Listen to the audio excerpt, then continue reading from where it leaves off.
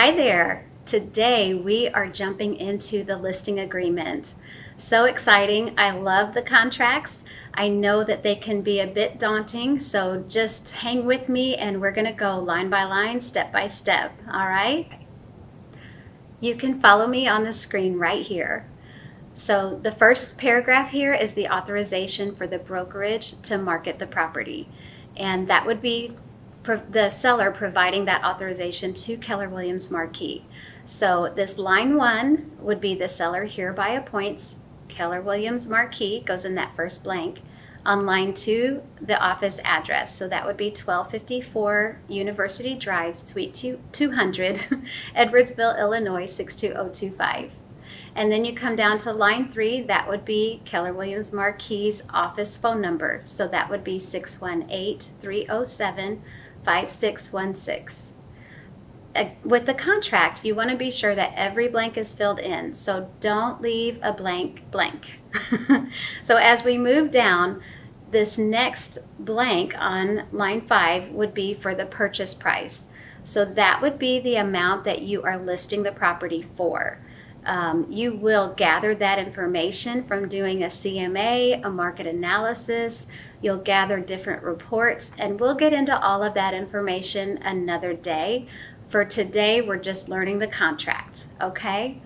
As we go down, we've established that list price, and the blanks here provide for the marketing dates.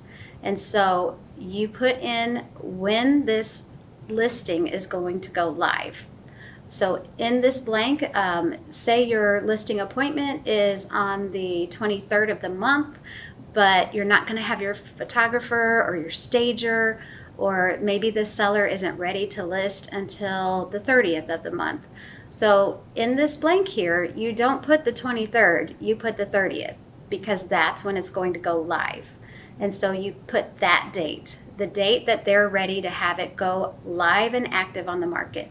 So say the 30th day of whatever month it is and the year.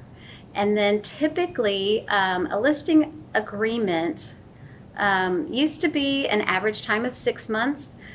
Depends really on the market activity and the seller's desire. You would want to ask for up to 6 months and explain to the seller that obviously you have a lot of upfront costs in coordinating and arranging the stager or the photographer, your marketing materials that you're going to invest in. Of course, your time in researching their property and coming up with the data to establish that list price. And then, of course, all of the efforts that you have in advertising and promoting that property. So that's why you want to ask for 6 months, to give you an opportune time to get the property sold. Now, a seller may ask that you list the home for 3 months. It's absolutely your choice, but don't minimize the service that you provide. So be confident enough in your expertise, in your professionalism, and in the service you provide to maybe negotiate that time out a bit further. Okay? And if you need help with that, obviously Tina or myself are here to help you with that and coach you through some scripts. Okay. So that is our basic authorization, marketing period, office contact information. That's really what that first paragraph is all about. So we come down to line 16. Are you tax exempt? Where do you find this information? You can ask the seller. Many times the seller maybe not even be aware of the tax exemptions that they have. So you can find that information by going to the county website, whether it's St. Clair County, Madison County, whatever county the property's in. Go to that county website and look up that address or look up that parcel ID number, and then you can determine what exemptions exist on that current tax bill for that property. So you would mark yes, probably homestead exemption, maybe senior freeze. There's all kinds. Maybe it's a veteran's exemptions. So you want to make sure that you know that information up front, and you can do your research prior to a listing appointment so that you're solid on that information. Okay, so now we move down to paragraph 2, property address. This first blank here would be the actual address of the property. So 123 Smith Street in Belleville, Illinois, whatever the zip code is. And then this next blank would be the legal description. So where do you get the legal description? You find that on the tax records. So whether you go to the Realist report or you go to the county tax assessments office website, you will find that legal description at either of those locations. And then the next line is the parcel ID number. And again, your source would be Realist or the county tax. So those numbers and that description are available there. I do like to use the Realist program, and you have that on your Maris product site. So if you log into Maris and you have your products, that's where your matrix is.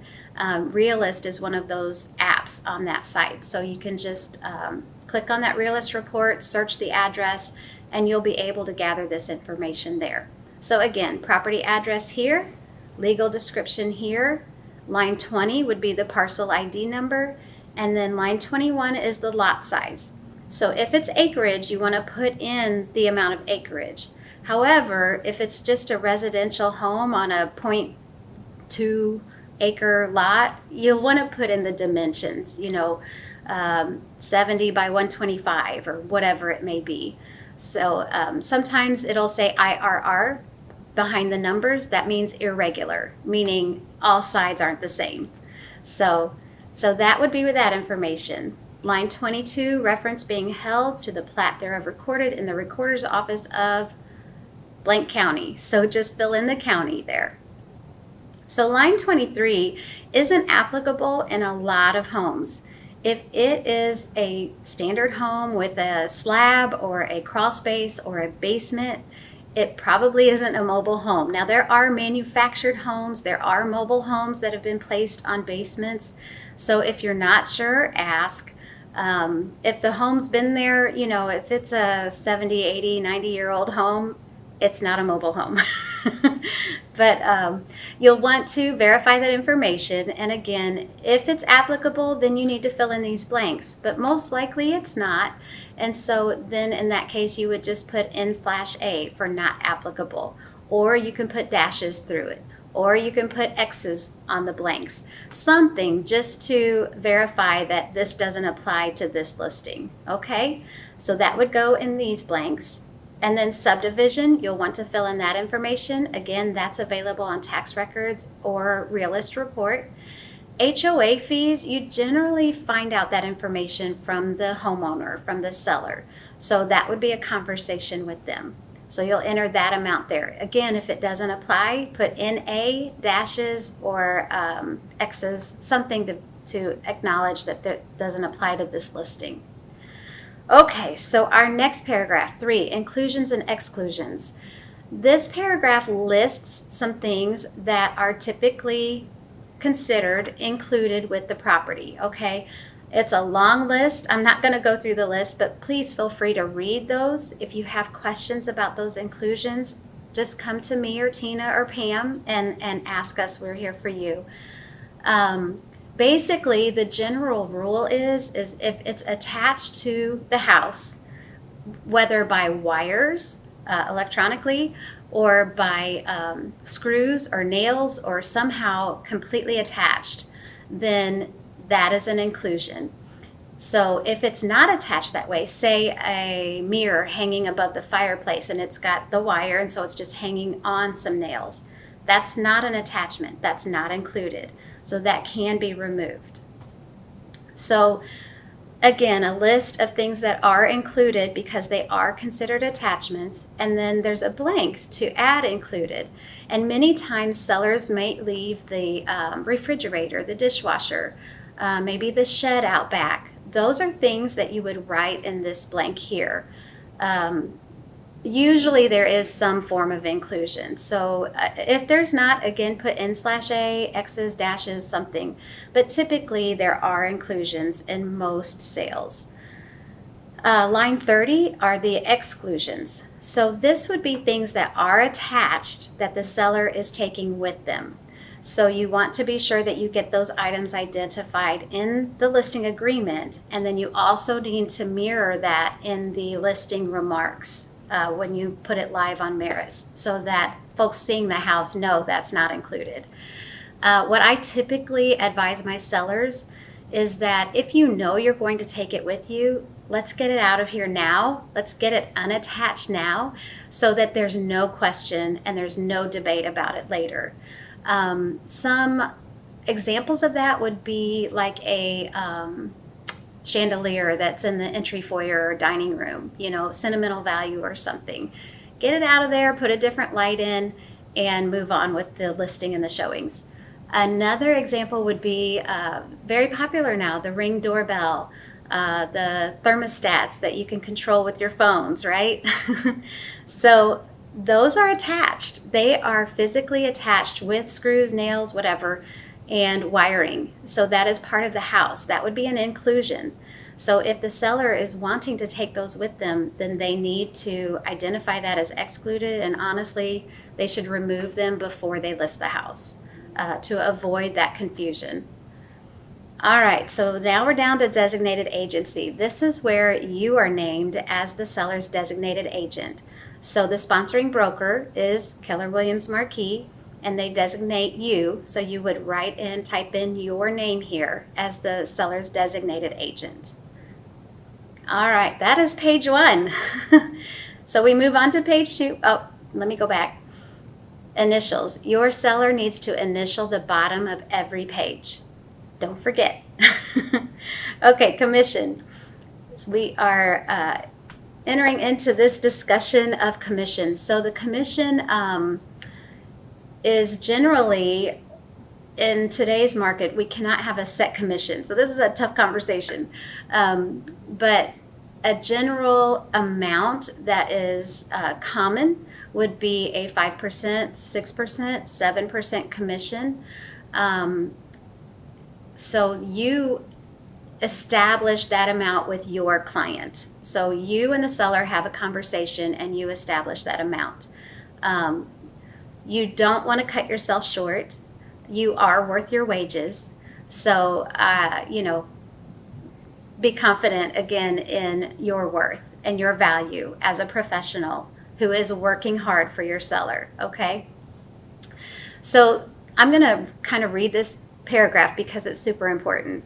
If during the term of the agreement, anyone, including the seller, produces a buyer ready, willing, and able to purchase the property, or if within blank days, commission date, after the expiration of this agreement, a sale is made to any person to whom the property was shown without incurring a commission to another sponsoring broker, seller agrees to pay sponsoring broker a commission of blank with a minimum commission of blank. Okay, long sentence. This number here, different agents put different numbers there. You could put 30 days, 60 days, 90 days. I've seen agents put 180 days. It's up to you and the seller. This is a term you and the seller agree on. What it means is, say your listing is set to expire in June of whatever given year, and say June 20th. And so somebody had come to your open house June 10th, and they didn't have an agent. You worked with them. You got them to sign a buyer's agreement, maybe even. But they hadn't purchased that house. They hadn't put an offer in. So June 10th passes, no offer. June 20th passes, this listing expires. Say they come back July 1st and they say, you know what, we really did like that house. We'd like to put an offer in on it. So this paragraph here, and that within the number of days, protects you as the listing agent. Say you even have 30 days. Well, July 1st isn't 30 days after June 20th. You're within that window of opportunity. So that seller is still legally required to pay commission to Keller Williams Marquis because the sale really procured from that showing on June 10th. Okay? Long explanation, but I hope you understand that. If you don't, again, questions are always fine. So again, 30, 60, 90 days is typical. Some agents put it way out there, but that's a term that's agreed upon between you and your client. Okay, so then the commission, this is the total commission for the listing. So whether that's 5, 6, 7%, whatever you and your seller agree upon, that number goes here with a minimum commission of blank. So where this number really comes in is on properties that are maybe priced lower, okay? So if you have a 6% commission on a $30,000 home, that amount isn't really very much. And so you want to protect your bottom dollar and your investment in your marketing material and your time and effort and promoting of this property. So a lot of times what I put in this blank would be a minimum of $3,000. Because that 6% on a $30,000 home is not going to net me $3,000, right? So that is what I put in there. So moving forward, this next sentence, if a cooperating broker is involved, that sponsoring broker will be paid blank percent of sale price. So in this blank, this is what the buyer's agency would receive. So at Keller Williams Marquis, we have a minimum of 2.5% that needs to go in there. So that would be the number that you put in there, 2.5%. Unless, if your seller has agreed to pay out 7%, then you could certainly up this to 3% or 3.5%, depending on what you and your seller agree upon. Again, these are all in agreement with what your seller would desire and what you agree to provide. So, but Keller Williams Marquis would require a minimum of 2.5% there. Okay, so that is the discussion on the commission. Moving down, in the event that the seller employs another sponsoring broker, an exclusive agent following the expiration of this agreement, the seller shall be obligated to pay only one brokerage commission. In other words, if your listing expires or your listing terminates or your listing withdraws and another sponsoring broker would pick up that listing, the seller is only obligated to pay one sponsoring broker. So that's where agency comes in, and you want to be sure that you are representing yourself and Keller Williams Marquis as that seller's agent. You definitely want to have that agency discussion with them and confirm that they're willing to pay you that commission, and you maintain that good relationship with your seller. In the event that the listing does terminate or expire and they hire another broker, they no longer are obligated to pay you or Keller Williams Marquis. They would then have that agreement with their new sponsoring broker.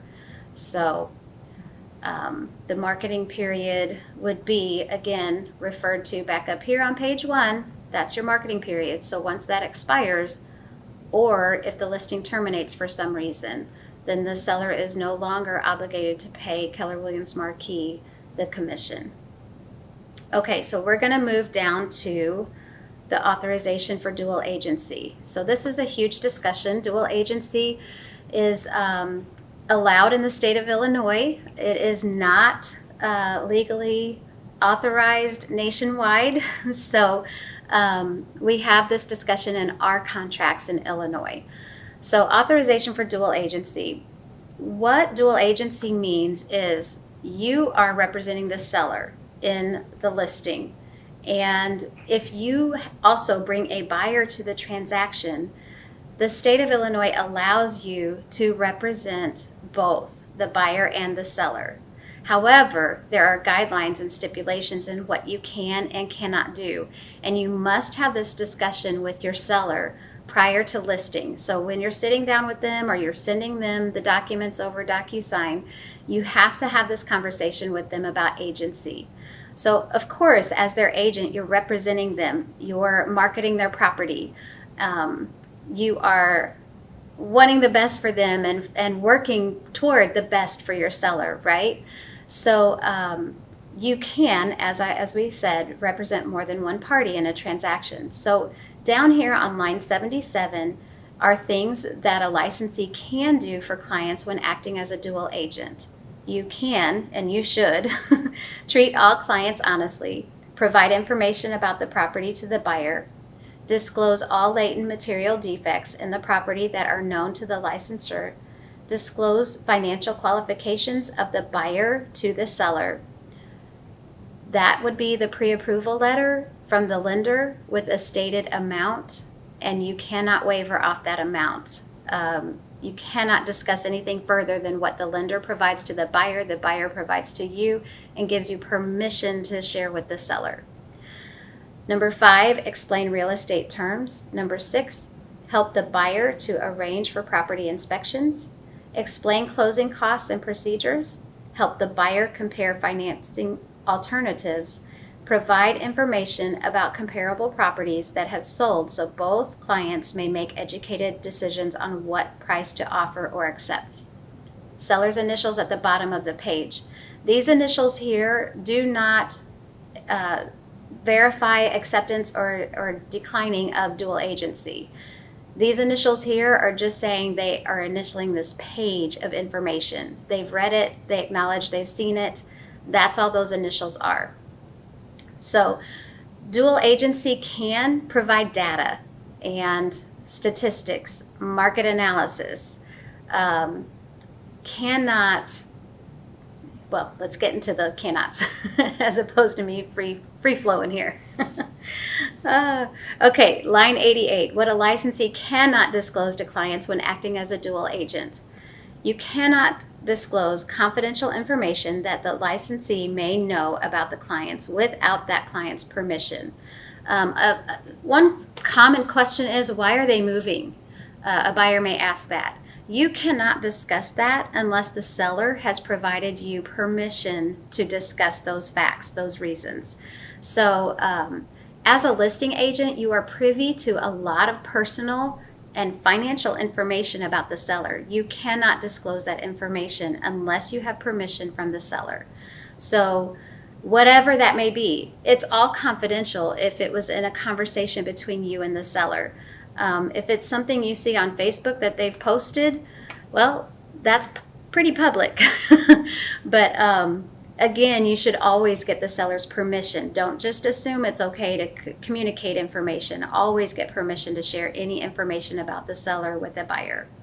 Okay, number 2, the price of the seller will take other than the list price without permission of the seller. So in other words, if as the listing agent, you know that the seller would be willing to take maybe a lower price than what you're listing it at, you cannot disclose that information. Number 3, the price or terms the buyer is willing to pay without permission of the buyer. So you may know that the buyer can handle paying $10,000 over list price. You cannot communicate that information. Number 4, a recommended or suggested price or terms the buyer should offer. Or number 5, a recommended or suggested price or terms the seller should counter with or accept. Many times when you're sitting at the table with either party, they will ask, what do you think I should do? You cannot answer that question, especially in a dual agency situation. You can present the data, and that's what you should tell your client. This is the market analysis. This is the data that's available. This is what's happening in our market today. It's your decision on how you want to respond. You tell me how you would like to respond. You can counter, you can accept, or you can reject. What terms are you agreeable to? What terms are you questioning? Let them talk it out. Let them figure it out, but it's their choice. So after that discussion, then you have the authorization for dual agency, and they can choose yes or no. Sometimes on your automated DocuSign, sometimes it'll put both places with initials. So you just need to backspace or delete that for whichever one they're not. If you're in person, obviously they would just initial yes or no. All right, so moving on, attorney. This confuses some folks. Really what this is putting in the title company. Ask your seller, what title company do you prefer to use? and write in the title company here. If they don't know, you can suggest 3 or 4 different title companies in the area, maybe that you've worked with or that you have a relationship with, or that you've heard from another agent in the market center that they're a great title company to work with. But if the seller asks you your opinion, you need to provide 3 or 4 options. Okay, paragraph 8, seller agrees. So this paragraph basically says that the seller will permit showings, will allow the sign in the yard, will keep their property safe and available for showings to where there's no hazards. They'll keep the grass mowed, they'll take care of their property so that through closing, they'll keep the water, electric on because those have to be on for the occupancy inspections, for the inspections, etc. And that they will permit the lockbox on the house to allow for showings. So all of those things, read through them one by one so that you have a great understanding of them. But the seller does have some responsibility here. Initials by the sellers at the bottom. And that paragraph actually continues at the top of page 4. And then we have the interior pictures. So we need a signature or initials there, either or is fine, and the date, and that just states that they're okay with interior pictures. The reason that's so important is because obviously we're putting their pictures on the internet, and so we need to have verification from them that they're okay with those pictures being online. All right then, home warranty. So some folks, they want to offer a home warranty. Some folks are completely against home warranties. Just feel your seller out. It is a great product. There is seller coverage while it's listed that typically is free until the date of closing, and then the premium is paid at closing for the buyer to be covered for the first year. Depends on the product, depends on the company, and we can help you with research on those companies. But you need to have that discussion in the listing appointment about the home warranty. So you can check the offer. If the seller wants to offer a home warranty, then you need to put the company that they're going to use here, and then the cost of the home warranty here. And different home warranties have different premiums and different products. So again, you'll have to do your research depending on the company. If they don't want to offer a home warranty, then you would check this box that they are not offering the home warranty. If it's new construction or newer construction, it may have a builder warranty on it, and so you'll want to include that information for a builder warranty. And then finally, the non-discrimination. So we don't discriminate against anybody for any reason ever, and so we put that in bold. It doesn't matter what the situation is. There are protected classes, and we stand hand in hand with those protected classes. Some sellers may have some kind of a prejudice, and they don't want their house seen by somebody. And so it's a real frank and honest and open conversation with your seller. We don't allow that. We have a non-discrimination policy, period. So most folks, I think, are okay with that, but I have rubbed shoulders and had listing appointments with some folks who haven't been, and I don't sign those listings because it's a violation of my code of ethics. It's a violation of my personal beliefs, and it's a violation of the contract. So definitely a serious conversation to have with your seller. If you think it's an issue, I can certainly jump in and be your support and have that conversation with your client. All right. I think that's enough for today. We're going to take a break, and tomorrow we'll pick it up from there.